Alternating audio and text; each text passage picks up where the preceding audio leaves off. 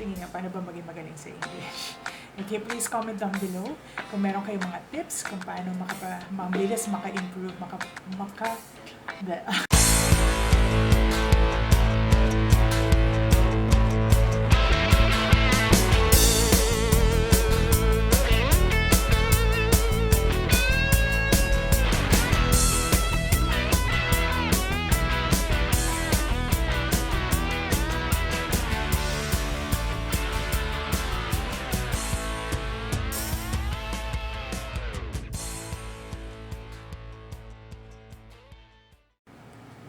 Good day people! Para sa mga hindi nakakakilala sa akin, ako si Meg de Huras, isa akong language trainer. Okay? Gusto ko lang po linawin when we say language trainer, hindi po dahil marami akong alam na iba't ibang language. Okay? I am just a bilingual. Okay? Dalawa lang pong languages ang alam ko, Filipino and English. Okay, so medyo marunong po ako mag-incheck pero at saka konting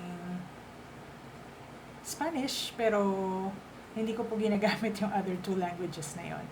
Alright, so nakafocus lang po ako sa Filipino and English. Nahan dito po ako hindi para magturo sa mga estudyante ko right now, but to share my English knowledge and my English know-hows sa kapwa ko Pilipino. Alright? Okay, so ngayong araw na to, I hope you get interested in what we're going to talk about. Dahil gusto ko pong i-address yung matagal ng mga tanong sa akin, paano ba maging magaling sa English? Kayo, sa tingin niyo, paano ba maging magaling sa English? Okay, please comment down below kung meron kayong mga tips kung paano mabilis ma-improve ang ating English communication skills. Alright, so katulad nung nabanggit ko na nakaraang video ko, there are 4 aspects of the English language. Kahit anong lengguwahe, may 4 na aspeto yan. Kahit Inchik man yan, Koreano man yan, Hapon man yan. Alright, so ano ba yung una? Reading. Okay, pangalawa is writing. Pangatlo, listening. And of course, yung speaking. Alright? So, binanggit ko yun doon sa unang video ko. Alright? Yun yung mga 4 na aspects ng language. Okay, ngayon naman, out of those 4 aspects, sabihin na natin na ang Pinoy magaling naman magbasa ng English. Diba? Hindi lang tayo sa pagpo-pronounce magaling, but I would also like to point out that mataas yung level ng reading comprehension natin. So when I say reading comprehension, ito yung tinatawag natin na nagbabasa ka at naiintindihan mo yung binabasa mo. Okay, meron kasi ibang tao na nagbabasa lang, pero hindi nila totally naiintindihan kung ano yung binabasa nila. Okay, so pagdating naman sa writing, okay, wala tayong tinatawag na writing comprehension. Okay? So, meron tayong tinatawag na writing skill. So, lahat naman tayo siguro, kahit paano, kaya natin magsulat, kahit isang sentence na English. Right? So, punta naman tayo dun sa listening. Meron din tayong tinatawag na listening comprehension. Ito naman yung hindi yung basta nakikinig ka lang, pero nakikinig ka at naiintindihan mo yung nadinig mo. Okay, so yun yung tinatawag natin listening comprehension. Ano ba yung level ng pagkakaintindi mo dun sa napakinggan mo? And lastly, we have what we call the spoken language or yung speaking skill. So doon tayo mag-focus sa speaking kasi usually pag magaling kang magsalita ng English, tingin nila, feeling nila, magaling ka na doon sa in all aspects. Alright? Okay, pag magaling ka rin magsulat ng English, feeling nila, oh, magaling to, papasa to sa mga grammar quizzes at sa mga grammar tests. Okay? Kasi yung dalawang yun, yung speaking at saka yung writing, yun yung expression natin ng ating language knowledge. Alright? Kasi you can never express your knowledge of a language just by reading and listening. Alright? So, na-express mo yun kung meron kang skill na tinatawag sa pagsusulat at pagsasalita. Alright? Okay, now there are 2 general ways to learn English. Alright? Just like in any other arena, okay, actually, dalawa talaga yung way na para matuto tayo. Una is active learning, at pangalawa yung tinatawag natin na passive learning. So ano ba yung pag sinabi natin passive learning? So meron kasi tayong meron tayong language learning na passive. So ito yung tinuturuan tayong magbasa, tinuturuan tayong makinig. Okay? So you don't engage with the information you receive. You just receive it at face value. Yan lang. Okay? Walang interaction, no sharing of insights, no feedback, and of course, yun nga lang, talagang 60% of people are passive learners. Okay.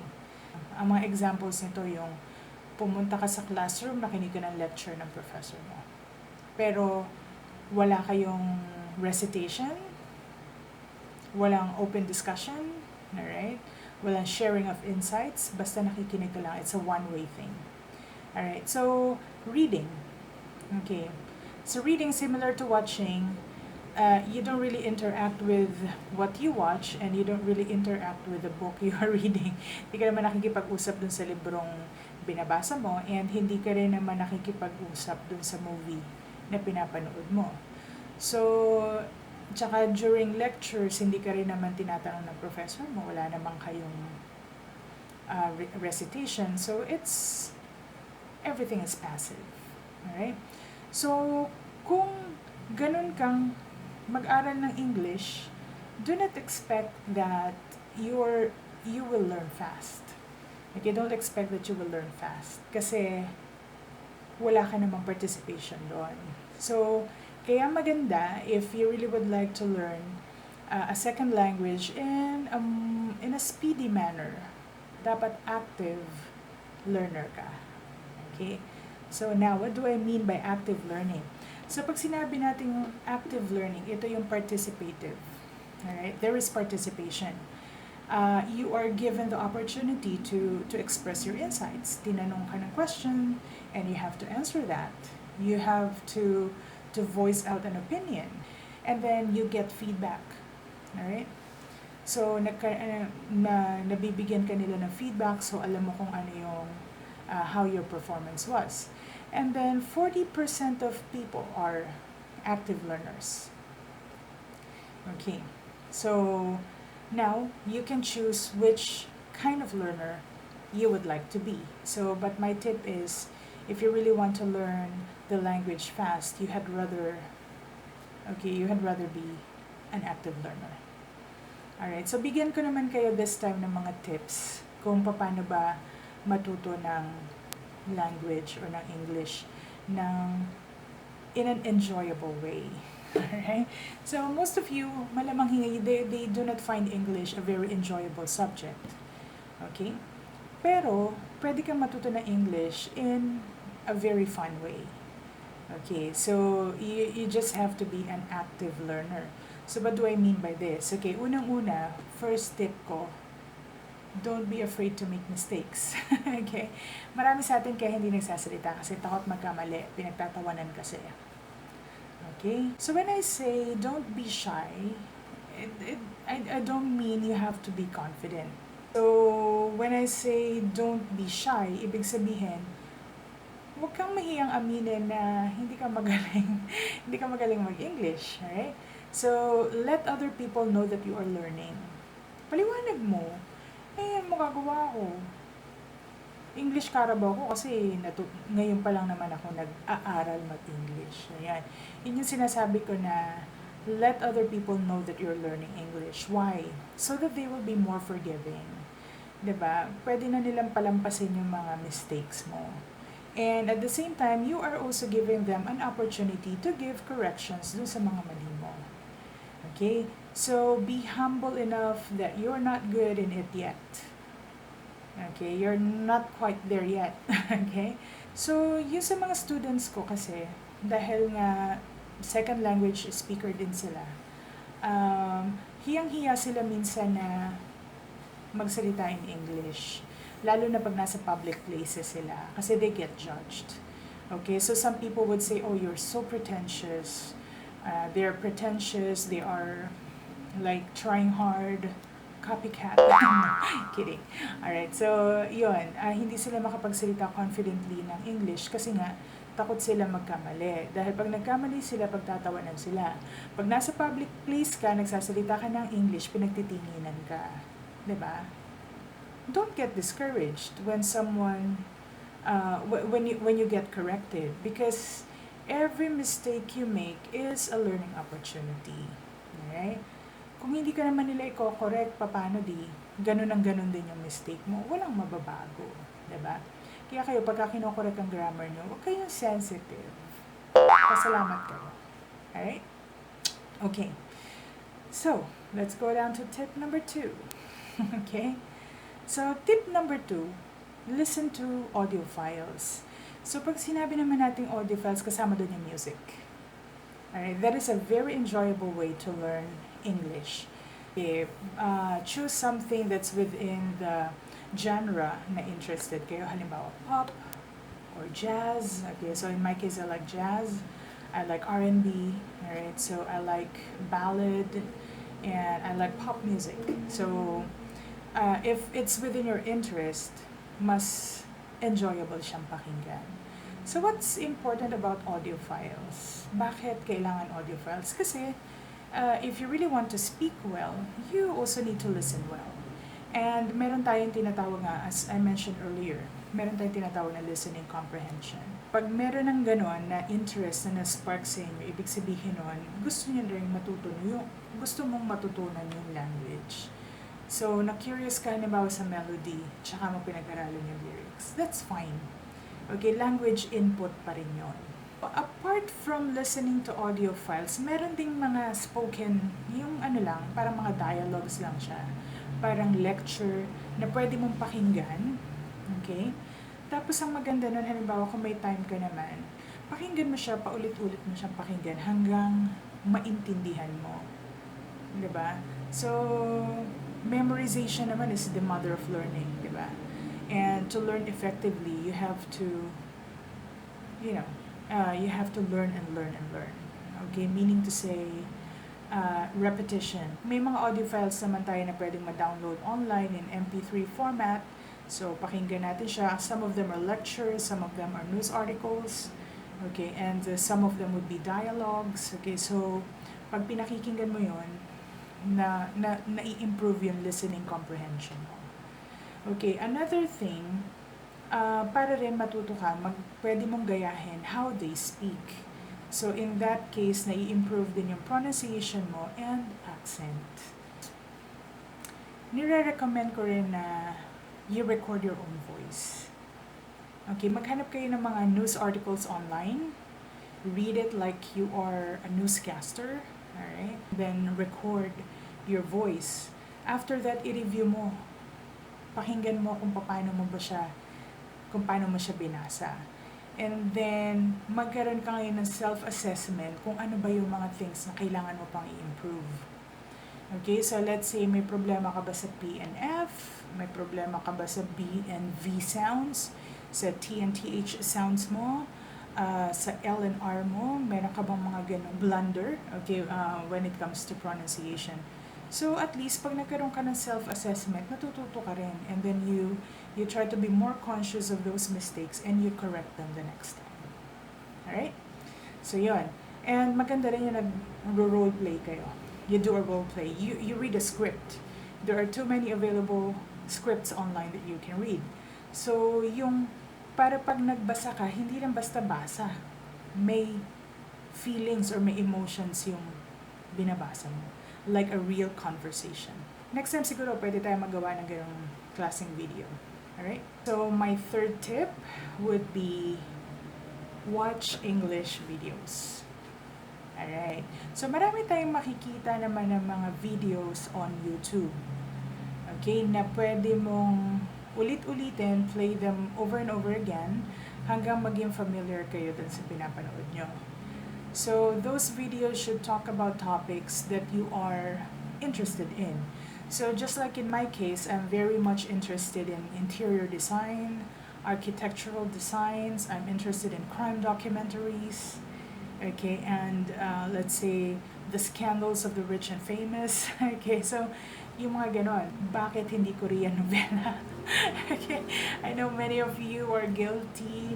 And there are too many of you who are into Korean novellas. Okay, and ang reason nila why? There's nothing wrong with it. May English subtitle naman ah. Okay, fine, right? Okay, kaya lang magkaiba yung language input mo. Walang connect yung spoken language dun sa written language na nababasa mo na subtitle. Okay? So dapat may connect sila para you know how to read it and you also know how to say it. Diba? Kasi pagka nanonood ka ng videos and then may subtitle, maraming aspects ng language yung natatouch mo. Meron ka ng reading, meron ka pang listening, meron ka ring speaking. Diba? So, just try to imagine you have 3 language inputs. Alright?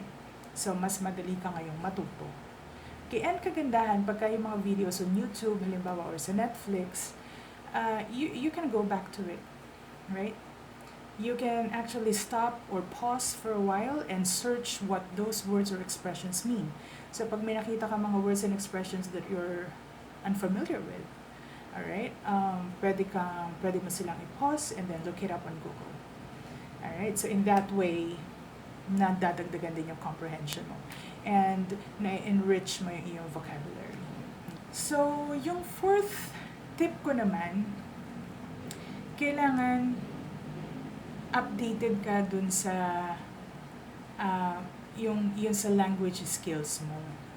Okay, so dapat aware ka kung ano ba yung proficiency level mo. So what I suggest is you take English grammar quizzes online. Okay, marami naman tayong makikitang mga free of charge na mga grammar quizzes online. So hanap lang tayo sa Google. Alright, and Google will lead you to those sites. So, mag-take ka ng mga grammar quizzes. Kung may panahon ka din naman, try mo lang. Baka sakaling malaman mo kung ano ba yung strengths mo and ano ba yung weaknesses mo. Ano ba yung mga dapat mong i-improve? Dapat ba ma-improve yung vocabulary mo? Kailangan mo bang i-improve yung grammar? Alright? Kailangan mo bang i-improve ang iyong listening comprehension? Or your writing skills. Okay, so lahat yun, yung mga grammar quizzes na yun, and English proficiency tests, merong mga libre niyan online. So I suggest that you take them para malaman nyo yung inyong aptitude. Okay, tip number 5. Think in English and speak in English. Okay, so minsan pag may nagtanong sa atin ng English, tendency natin tumakbo. Okay. So, why do I say that? Kasi dalawang bagay lang yan. Either hindi mo naintindihan yung tanong or hindi mo ma-express yung sagot mo. Okay. So, minsan ako ganun. Tatanungin ako in English. Isipin ko muna. Nag-buffer. Parang akong video nagbabuffer. Parang ganyan. So, nag-space out ka kasi nga, tinatranslate mo pa sa utak mo from Filipino to English, tsaka mo palang sasabihin. So, alam mo yun, yung parang kang CPU ng computer na nagpa-process. So, nagbabuffer siya. Parang ganyan. Samantala, kung nag-isip ka in English, edi, pwede mo na rin sabihin in English. Hindi yung sasagot ka muna in Filipino, translate mo sa utak mo, tsaka mo sasabihin sa English. It takes time. So, if you want to be really fluent in English, think in English and speak in English. Easier said than done, right? I agree. Okay? So, actually, it takes practice. Okay? So, that's actually my 6th tip. Practice makes perfect. Alright? So, kung gusto mo talagang matuto, you have to immerse yourself in the language. How? Alright? So, ganun. Make English your lifestyle. Okay? When you say lifestyle, it's part of your everyday life. Okay, so sa akin ang English ko lifestyle na kasi trabaho ko English. Yung aso ko kinakausap ko in English. So as much as you can use the language, use it. Alright, so take every opportunity to use the language kasi language is learned through exposure. Okay, meron akong mga Japanese students, meron akong Korean students. Nagpupunta pa sila ng US just to learn the English language. Ang pinakamaganda niyan, you have to put yourself in a situation where you have no escape. Like, there's no other way for you to communicate but through English. remember that sometimes learning has to be traumatic. Okay, so dapat kaya ka natututo dahil wala ka na ibang choice. Alright, so, and, yeah. Pero language doesn't have to be that scary. So, ang maganda niyan, practice ka lang, practice, practice. And that could be made possible if you do my 7th tip, which is speak with a native language speaker. Speak with native language speaker, native English speakers. Okay. So, may internet ka naman. Makipag-chat ka sa mga kano. Right? Find American friends online. Right? Diba? Totropahin, jojowain. So, ganon. Ganon. So, bahala ka na kung ano, totropahin mo ba, jojowain mo. But what's important is there's someone out there who can help you learn the language better. Kasi sila talaga yung mga native English speakers. Yeah, there is no better teacher than those whose first language is English. Alright? So, maganda na meron kang communication with with native English speakers. Alright? So, those are my tips. Okay? Thank you so much for listening. And once again, don't forget to click like, alright, and then subscribe and kindly share hanggang sa susunod na video. So, in my next video, I would talk about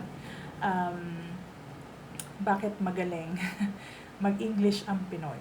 Alright, let's answer that question next time. So, see you guys. Thank you for listening. Bye!